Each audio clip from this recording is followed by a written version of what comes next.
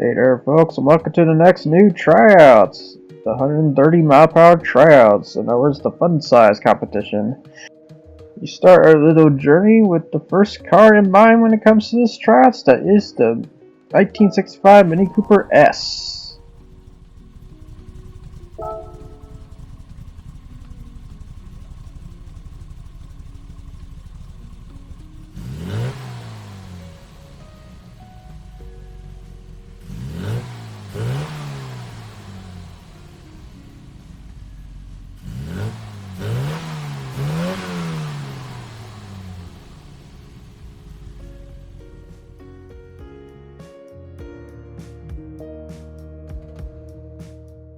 So I need to address something before we start this tryouts, is that I need to show proof that this car can hit 130 at the marks I've given at the end of the day, which is 6,600 to 7,000. After understanding a bit more, I would say around there is usually a great margin when it comes to tuning these cars, because yeah, it ain't gonna be exactly perfect, but at least gonna be close. As you can see here, it's struggling to hit 130, which is what exactly I want, because if it hits 130 like way up there, it won't be that even or on par in terms of balance, so to say. So yeah, just to check the race photos here, because yeah, again, I forget I need to do the walk on this, but yeah, basically this is the margins. I just kind of wanted to hit at the end of the day with the 6,600 all the way down to 7,000. So as long as they get basically down the way from the ramp, I consider that a win. If it's too early up there, I'm not counting that. So yeah, that have to be slower. Yeah, I think that's the good margins when it comes to hitting 130 for these cars at the end there. So make it a bit of a struggle. So here's the tuning parts for the Mini Cooper S 1965, or the Morris Mini, or the Austin Mini. It's one of the two. Yeah, technically it's Morris or Austin that made the Mini Cooper at the end of the day. I think it was more of Morris in that case though. So yeah, overall I had to add all the engine parts, which caused it to be 1,068 cubic centimeters, and hitting just 100 horsepower at 73 foot per pound, 5.92 kilograms per pressure, I believe. I don't know, I never checked that calculation there. But as the saying goes, as an inline 4, which is kind of shocking out of a small car. You kind of expected like an inline 2 or something. And nope, inline 4. Then again, it was back then. 1960s were very experimental on some engines and such, before it became basically a norm. And considering the inline 4 was definitely not much of a norm until later. So I'll say. But yeah, this is basically what I'm doing for the setup at the end of the day for the Mini Cooper, which as you can see, no weight reductions either. But yeah, I will say for this fun size competition, no weight reductions until later. I will say there's probably going to be a super version in the future, but for now I'm just going to play pedestrian rules, which is no weight reductions and no wide bodies. When I say wide bodies, I mean just for probably particularly these two. The later ones are going to have wide bodies though. But yeah, here's the rims you can basically do to at the end of the day, which you can add wides, not on the offset, but the other one. And yeah, 10 inches of rim, which is really small.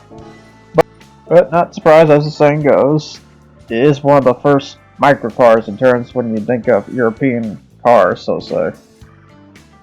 Besides the Volkswagen Beetle, that would be the other one. But in terms of icon, this is the most icon you can get. Yeah, just gave a regular spoiler, get hood pins. It technically has a hood pins, it's not the latch there. But yeah, you had a tow bar in case if you want that race sportiness to be shown. You also got a roll cage right here and such. Then you got just white balls and license plate one senior. Which I will note, I did have to do a change on the vinyl design on this, so the vinyl design is going to be a little bit weird on the first 3 of the tryouts until the race. The race is where it looks about right at the end of it. But yeah, I had to do a little bit of changes. Otherwise, that's not really much of a form change, just a change. Yeah, that's basically what you could do with the Morris Mini at the end of it. So yeah, here's the setup I did do with it at the end of the day. Because yeah, I'm going to have to be a bit more in-depth about the setup. And yeah, I don't mind the stupid scroll thing. I kind of have a drifting problem going on too with the controller already.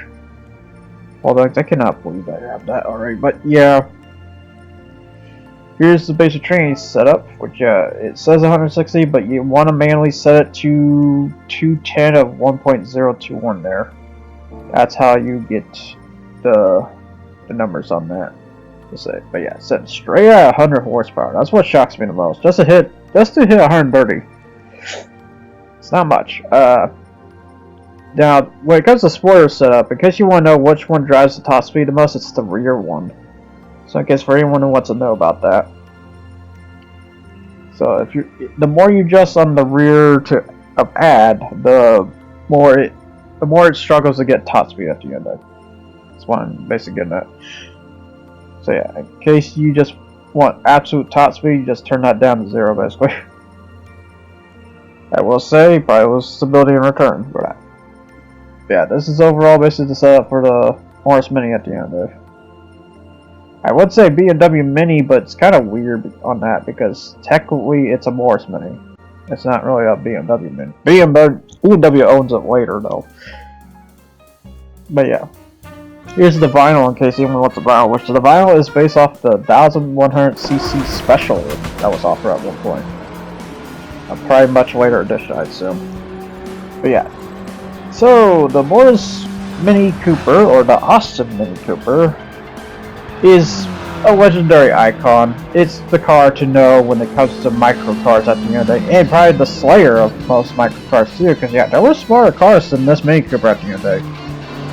And I think there was like ones called Hillman, I believe, which was like a rear engine. Because yeah, here's the other special thing. What was really special about the Mini Cooper? It was one of the first FF cars too. Because front drive wasn't real much of a thing until I would say 1963. Because I will say this S version here is a later version. Because the S version didn't exist till later. The other cool part you could do with this car, you could add a turbocharger and a supercharger if you really want to, which yeah, it has a supercharger because it likes its acceleration just a bit more.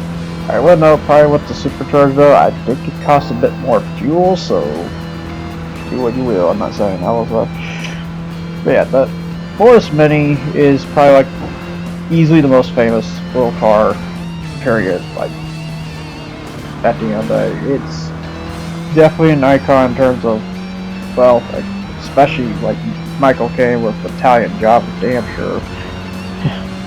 Then even in Osmows, he drove the Mini Cooper because it was a nod to Italian Job at the end of the day too, because it's just a famous little square, fun-sized hatchback. You just wouldn't think it'd be fun, but it downright kind of is because how turning it is and how fast you can just kick it at the end of it. I will say, this can hit also pedestrian speeds too. This can hit 155 miles per hour too if you tune it just a bit more.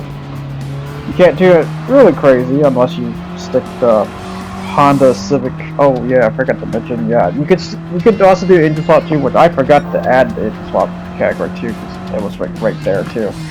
But you can do a Honda Civic in this car as well for motor, and it's the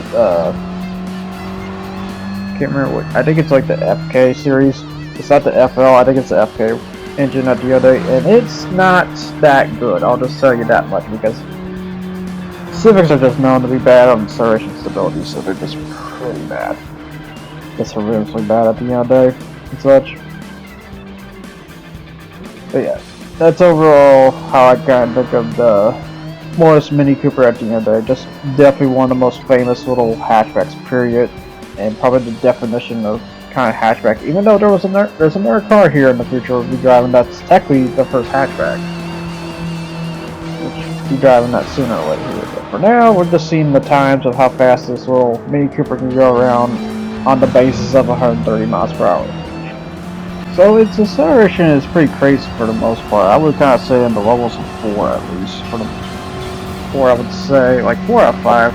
Because yeah, it can definitely go up hills even at the lowest minimum of horsepower here, which is just 100. Like, wow, that's actually pretty impressive. real car. If anything, what might trade off compared to the other candidates in the future here is, I believe fuel might be a bit more of a cost. So fuel might be 3. I'd say it's technically the most balanced of the bunch. And then getting up to speed at top speed, which as you've seen there, I think it hits like 114, 115, which is pretty good for this amount here. So I would say around 4 as well. So overall, just a above average kind of little car. Very fast for the most part. But yeah, here comes the best lap here, what I basically do. Because, yeah, as my rules to go, I go around the track 10 laps to see how fast can I get at the end of the day. I'll just have a random opponent because, yeah, I would love to do this on time trial mode if there wasn't any freaking win. But, you know, which is weird because in the online time trials they offer too, there's no win. But in this time trial, or in those the other time trials they offer, or that you can just turn around and do, it has win. Why does it have win? I don't need win. Yeah, 123.164, so I would say a good standard for a time there for the future to compare to others at the end of the day. So yeah, the Mini Cooper is definitely going to be one of the top candidates. I'm just going to say that now. Which I'm not surprised. This was the microcar slayer, for God's sake. If Mini Cooper would turn around and make a K car of the Mini Cooper, oh god. Oh god. On that. But yeah, now on to Goodwood, which yeah, we are driving the classic track that Goodwood offers to this day. But yeah, fun little factor about the Mini Cooper here is that it's definitely one of the racers you would see every once in a while during Goodwood Festival too. Because people would just turn around and just drive their Mini Coopers in a race car form, but the yesteryear's GTs, I would say.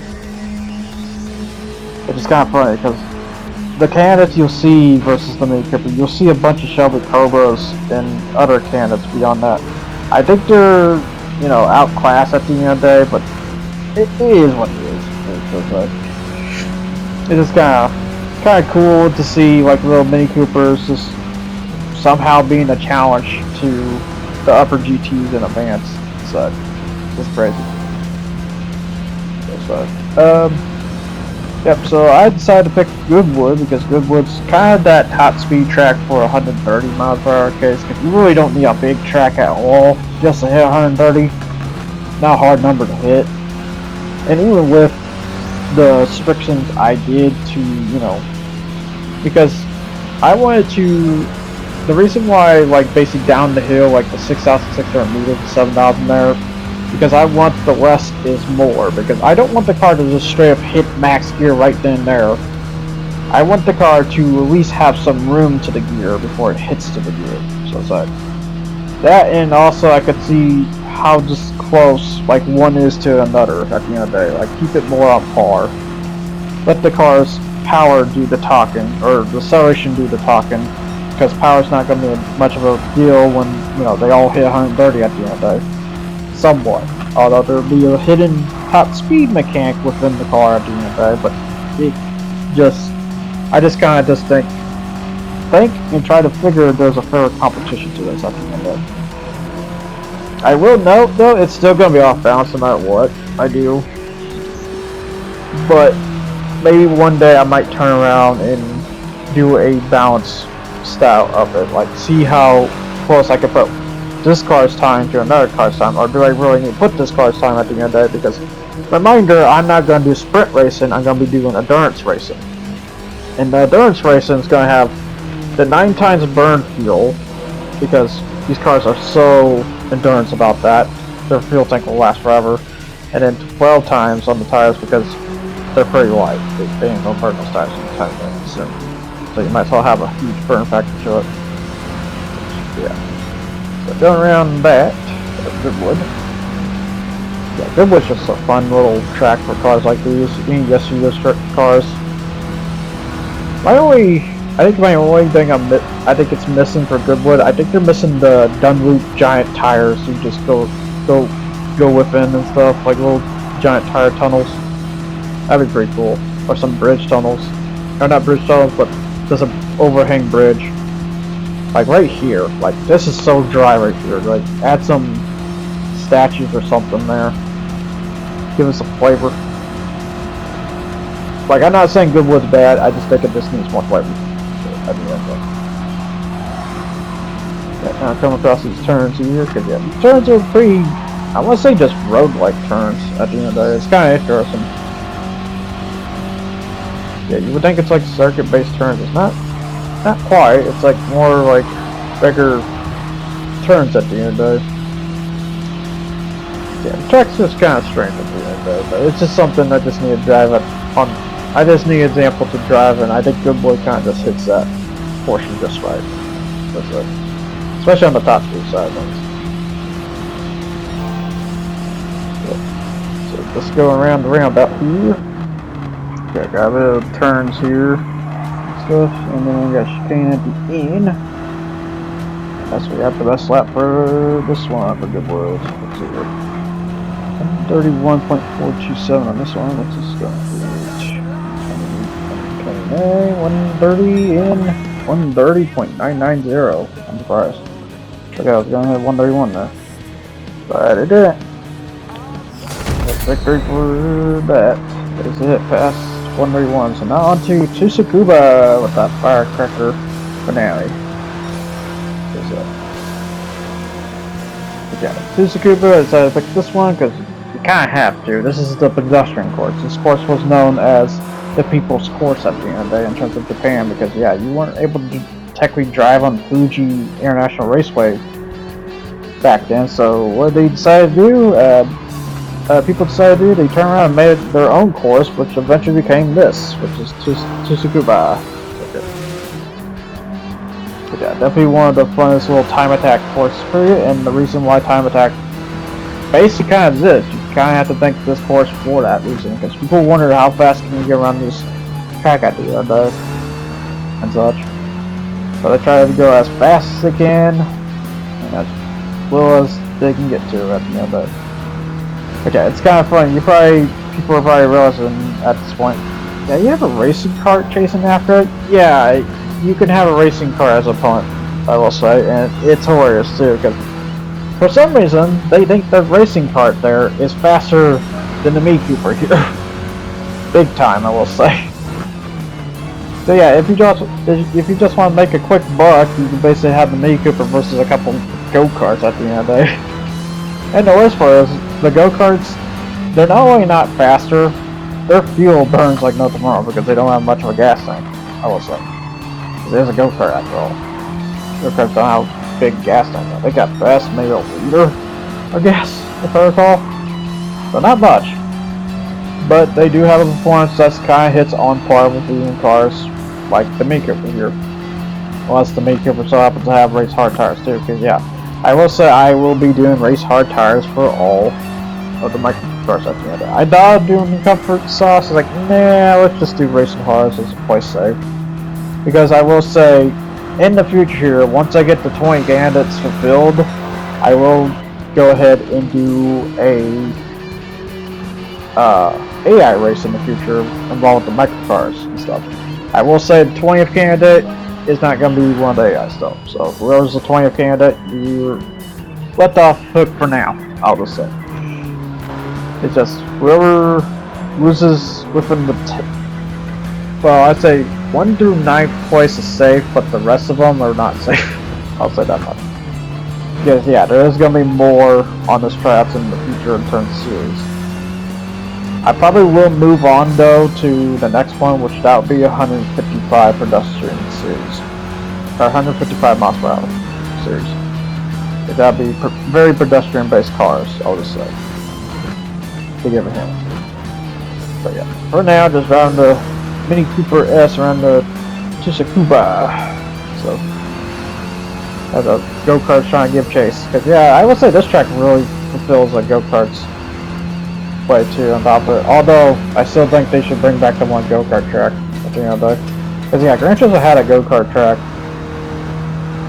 since I would say 5, and then 6 they made it more colorful, and then 7 they just dropped it all together, especially Sport. But yeah, there was a go-kart track.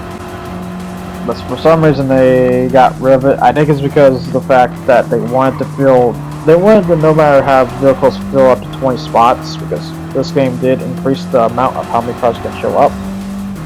Stuff, even though they're gonna have to increase it again, because I would say when it comes to racing games, I would think 40 cars.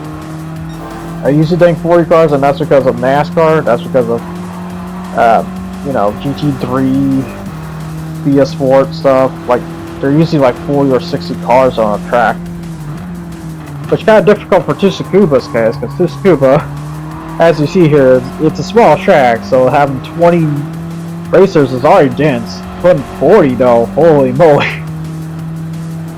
So yeah, I will say there's going to be a point where tracks just have limits to how many players are going to be appearing. So maybe on the safe number side, probably 30. I would say when the next franchise one rolls around, I hope for 30 cars around the track at the end of the day.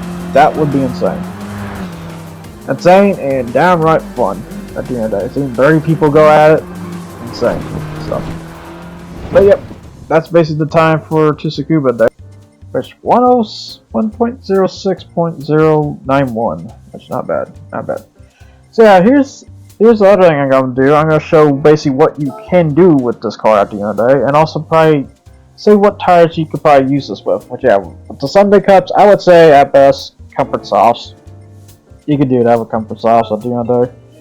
And then you got the European Cup, which this is where it might get tougher. I would probably suggest maybe sports tires, because you have the Megane RS you have to deal with for the 400, even though that Megane is way higher than 400, but you know. And then the European Sunday Cup, maybe the racing hard tires is a place safe, I would say, because yeah, there's some tough ones there. And then if it's a speed track, well, good luck on that. Any turn tracks are very useful for these 130 mile/hour ones at the end of the day. And then historic, it can do historic, but it's not good. It won't be that good. Also, so probably racing hard for that case too. For the tournaments here, because yeah, there's two tournaments here. You can do the Tokyo and the High Speed Ring. Because I just remember you can do the Tokyo Parade too. I forgot to show that. Yeah, you can do that.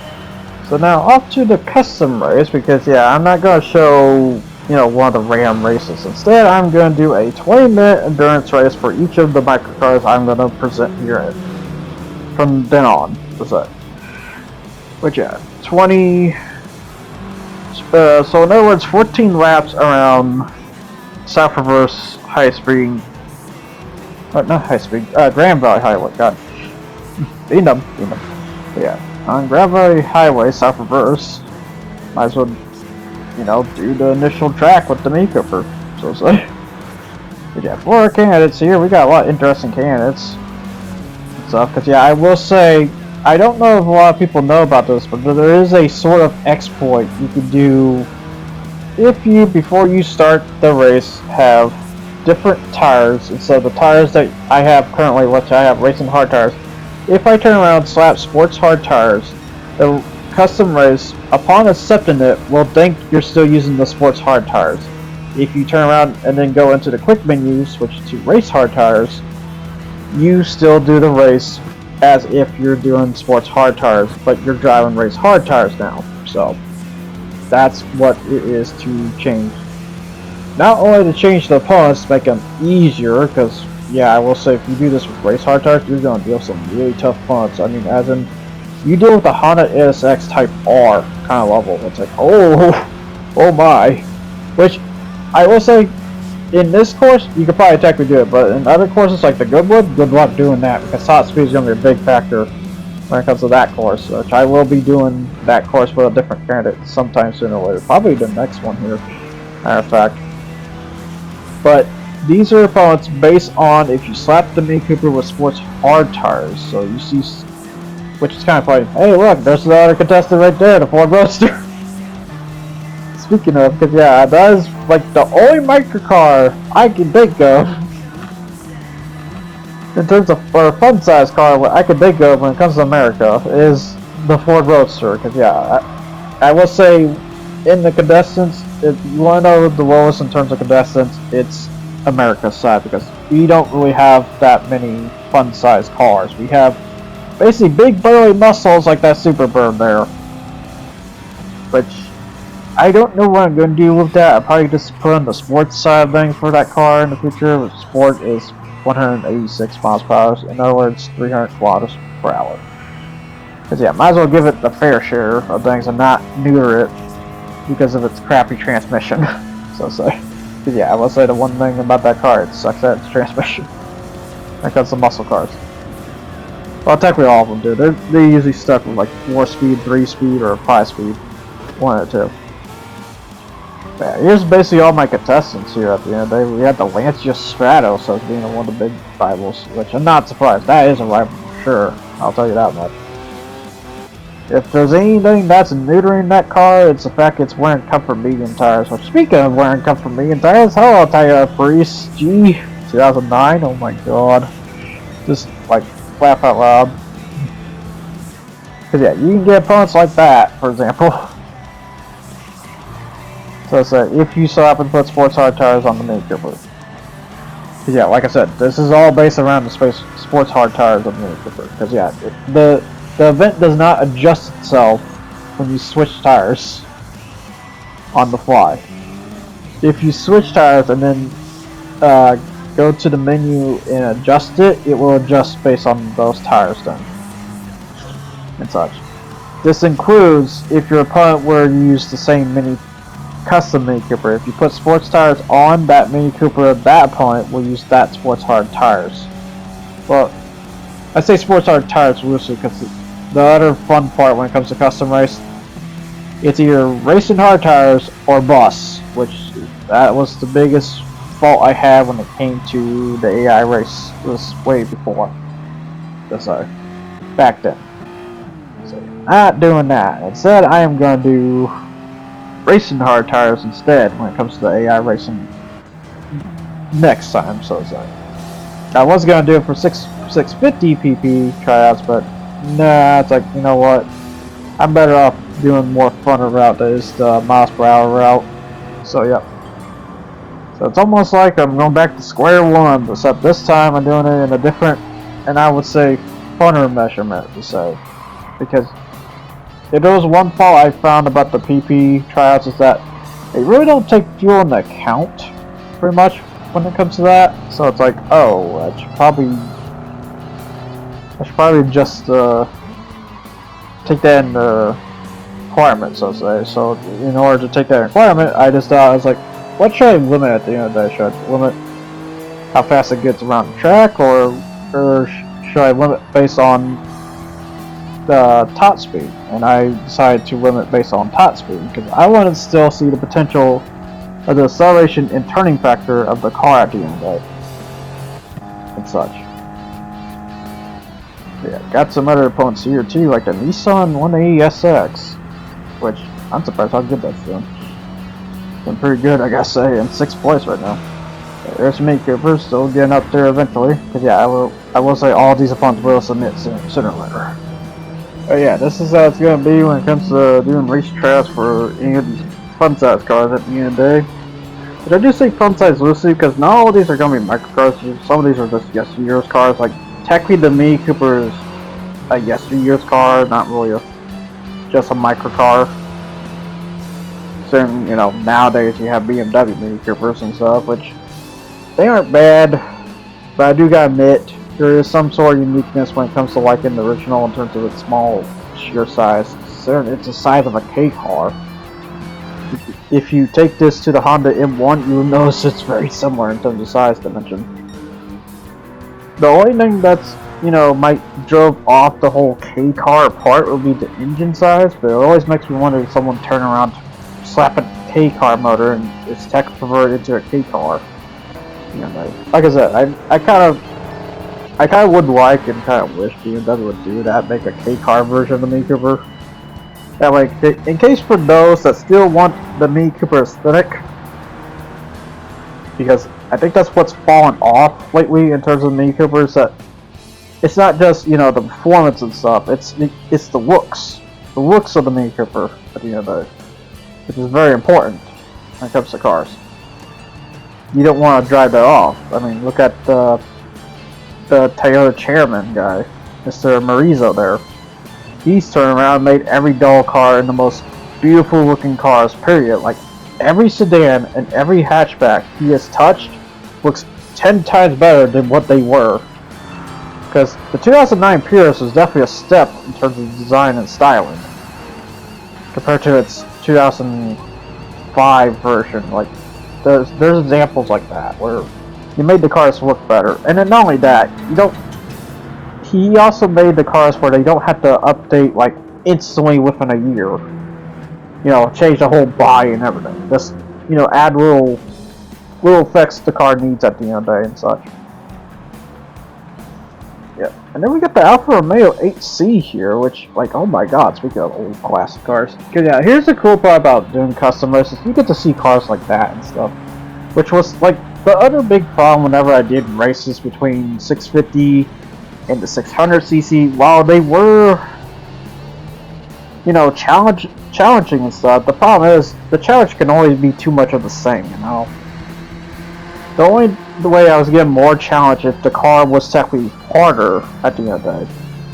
Now the only bad part is it's going to be difficult to say, like, where does this car sit at the end of the day in terms of category, which I'm just going to say for the Mini Cooper's case, I would say, as of now, a B.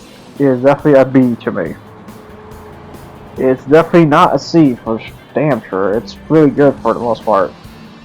It's not very weak, I'll tell you that much, because there's definitely weaker contestants in this car.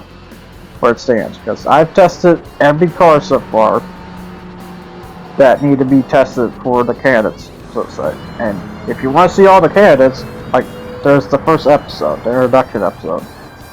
So in case you just ever want to see the candidates again, so be sure to check that. But they are all there, and that's going to be the same case for the next tryouts as well. I'm going to do an introduction for that one as well, and showcase what all cars are going to be there, and what tracks are going to be there, and hopefully also show the rules too, because I didn't really show the rules very much on that introduction, to be honest. Which, my bad on that. Because the only thing I kind of showed was like the drive distance between what to get down, and I'm still kind of questioning, like, was 6,600 good enough, or should I do it at 6,500? I'm thinking 6,600 at the end of it, but, you know. As long as it just hits around that range. Because I don't want it too high up. If too high, have it too high up, then the Tesla would probably be a lot quicker than the other one. Yeah, I just got up to the Lancia Stratos. Yeah, now it's me versus him at the end of the day. But yeah, as the saying goes, rally car versus yesteryear's microcar. But yeah, speaking of, Mini Cooper does have a rival, which we'll be introducing that one later on too, which is the Fiat 500, which I say loosely on that one. It's technically not much of a rival, but it does kind of feel like it, especially nowadays with the new Fiats and Abarths versus Mini Cooper. Like, who's more luxurious at the end of the day? Because yeah, here's the other thing. What also happened to Mini Cooper too. Mini Cooper went more luxurious route too on top of it. It's just not as, I don't want to say it's not as fun, but it definitely has a different direction compared to what it originally was, I would say. It still has the looks though, it just, you know, I know there's a lot of people who will complain the difference between that one to the OG, you know, and such. That's what seems to be the biggest matter to, at most. And I'm not saying like the newer ones are bad. I would assume they'd be bad, to be honest. Although, I mean, I've been driving the 2002 one that they have here, and it's not the greatest because I know that thing sucks fuel like no tomorrow. Probably more of a reason to have other editions of the cars in the future. Like, I hope they have a newer Mini Cooper because I don't mind the 2002 because that was a start. That was the Mini one, so to say, or Mini one concept technically. But I wouldn't mind, you know, like the generation 2 or 3s ahead, you know, because yeah, it's only like 3 generations ahead if I recall, in terms of look-wise for the 2024 versions of Mini Coopers, I would say. And yeah, the newer Clubmans and stuff. Heck, I would love it for Gen 1, Gen 2 Clubmans, because the Clubmans are Easily my favorite Mini Coopers out of the bunch too. So my brother owns the Clubman, so you know. There's some bias. It's pretty. Yeah, that car is pretty. Yeah, we got other ones too here. We got the Nissan Fairway 240ZG. I don't think this is catching me anytime soon. It tries though. It very much tries. And then you got the Ford Roadster, which yeah, like I said, government Canada in the future, because when I think of small American cars with low horsepower, I usually think of that one. Because yeah, it's a Roadster. It's not a hot rod, it's a Roadster. Although designed of a hot rod, you can turn it into a hot rod technically, but you know, it's more of a Roadster. You got that one just passing the Toyota Pierce. I think that's gonna be the funny part about the trim throughout this race. Hey look guys, it's the Pierce! Everyone passed the Pierce now! Check out, I feel bad, that car... You'd be shocked about the Toyota Pierce, what you can do with that, I'll just say that much. I'll just say this, it's not gonna be in the microcar style, it's gonna be in the pedestrian one. So that I will slip at least. Yeah, there's the Alpine A110s. But yeah, there's two Alpine A110s. They couldn't pick another. They couldn't make the opponent pick another. That's the funny part. Because yeah, I think there's like technically two dudes. Considering you have the BRZ and then you have the 86. Although I technically don't count that because they are technically different. But you know, it's just kind of funny still. It's like, you have so many cars, but you still pick two Alpines somehow. Such. Because at least the BRZ and the 86 are years difference. Because I think that 86 is a 15, while the BRZ is a 18. If I recall. Because that was the last of the 86 GT for the GR. And such. Yeah, there's not much distinction when it comes to the older BRZ to the newer BRZ in terms of name. Besides maybe the STS Sport name part, I'm gonna guess. Yeah, so the BRZ just flew up because yeah, this is the point where probably some of the punts are gonna be filling up here because yeah, they eat a lot of fuel. They eat a lot more fuel than I do. Because yeah, as I said, it's 9 times fuel and 12 times tire wear. That's how it's gonna be for the also pedestrian too. So you might see me pit more often on the pedestrian side than the micro side. The micro side, I'd be surprised if I have any candidates here that's gonna pit, because that's just how much they endure at the end of it. And that's how wondrous and technically what's fun about microcars, because you don't have to deal with the strain factors of, you know, burn your fuel like no tomorrow. Because when you hit those higher horsepowers, there's a trade, you see, in return. So if you're going for a higher horsepower, just make sure remember that in return. And does the car really need that at the end of the day, or is it just better it sits at that category and such? You got the Camaro just freaking high revving because you can't go any further. Those gears. If he had higher gears, he'd probably be a more worthy opponent, I would say. But it's what it is. It's just how muscle cars are. It wasn't until like, I don't know, 1986 or 85 we got out of stupid gear ratios like that back then. They've just been so bad in the gears. It wasn't until we got better 5-speeds and stuff that would, you know, stretch you to go at least 170 or 180 at least.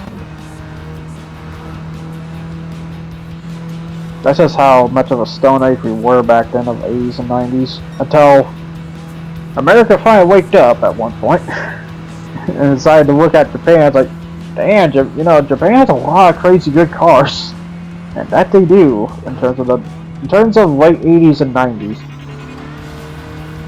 Early 80s though, it really depends what it is. There is some crazy good early 80s Japanese too. Matter of fact, I'm surprised they haven't brought back the 80s Japanese competition yet. But then again, I think it's better off they just do the 90s one.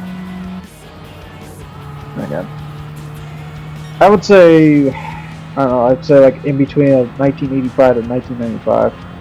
Or, no, I would say 1986 1996 and 1996. I don't know. It's one of those numbers I would say. Like make some kind of Japanese pass competition and such. That would be funny if they did that, but I don't know. So. I will say it won't always be like this. Sometimes I might throw a different swing to the hat, so to say, eventually. But for now, I'm just gonna play safe and do random custom race for now. There will be like special scenarios. Like I might do like I can imagine do a Grand Chip one in the future, so and such. Yeah, overall, I would definitely say the Mini Cooper S definitely a B for the most part. It's definitely like holding itself. If there's any problems I'm seeing, the tire burns, like maybe I should have lightened the negative chamber on that just a bit more. So how much that front is burned, like good god, that light does not exist anymore. Which is weird because I wouldn't think I used the right turn so much, but I guess I did. So yeah, I think that's what was kind of the problem with the Mini Cooper. You keep upping the horsepower on it, but yeah. Yep. So now on to the final lap. So you get Mini Cooper to victory as I basically have a competition between the Sylvia, because yeah, this Sylvia has higher top speed. He's been playing with me at the end of the day. Just funny. Because yeah, he actually literally passed me on that straightaway there just before we hit the last lap. Like, holy crap, he's actually moving. Not surprised though. That's definitely that car there, the Sylvia, definitely go in the sports category for the most part. I could do a pedestrian one in the future, but he's not gonna be one of the pedestrian candidates. I'll tell you that much. Because when I say pedestrian, I literally mean pedestrian cars. So that Purus gonna be one of them. Ford Raptor truck probably, because how horrendously bad those trucks are at fuel burning stuff. So you'll probably end up seeing those too. The Toyota Hiace van, most likely. So yeah, think of every van, think of every truck you have seen so far in terms of Gran Turismo 7 history. They're probably most likely there, for the most part. Heck, the Mini Cooper might come back, because like I said, this car could do pedestrian speed too. As for now, I just think it was better doing fun size competition. There's the 130 miles per hour. That basically ends that for this tryouts. Overall, that's basically the Mini Cooper for you. A very small, sporty little machine at the end of the day. Here's a teaser for the next one, though, which is the Ford Roadster. Until then, people, I'll see you guys all next time. You guys take care, and for now, enjoy this little teaser. Just not much. It's just, you know, showing him 130, and that's how it's going to be for the rest of it.